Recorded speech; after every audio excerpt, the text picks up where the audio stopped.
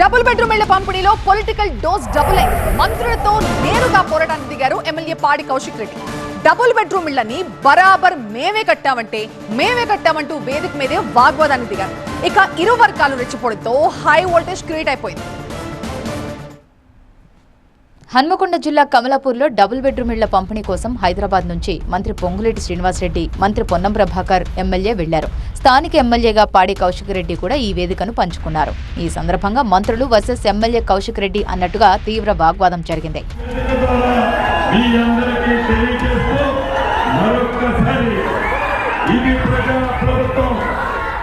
తాము వచ్చాక double bedroom ఇళ్లు పూర్తి చేసి పేదలకు అందించామని కాంగ్రెస్ నేతలు చెప్పారు. గత ప్రభుత్వం చేసిన అప్పుల వల్ల ఇబ్బందులు పడుతున్నామన్నారు మంత్రి పొంగులేటి.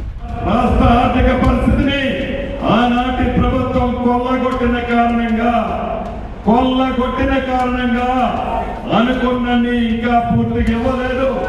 తప్పకుండా ఇచ్చి చేస్తామని కూడా. గత ప్రభుత్వం అప్పులు చేయకుండా ఉంటే మరిన్నిళ్లు పూర్తి చేసేవాళ్లమన్నారు. అక్కడే ఉన్న కౌశిక్ రెడ్డి పొంగులేటి ప్రసంగాన్ని అడ్డుకున్నారు. అన్ని అబద్దాలు చెప్తున్నారు అంటూ వాదించారు. కేసీఆర్ హయాంలోనే ఇళ్ల నిర్మాణం పూర్తి చేశామంటూ కౌశిక్ రెడ్డి వాదించారు.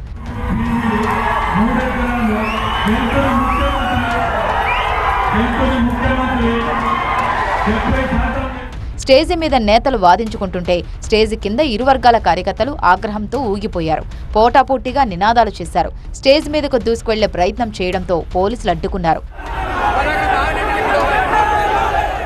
తీవ్ర ఉద్రిక్తత నెలకొనడంతో బీఆర్ఎస్ శ్రేణులను బయటకు పంపించారు పోలీసులు.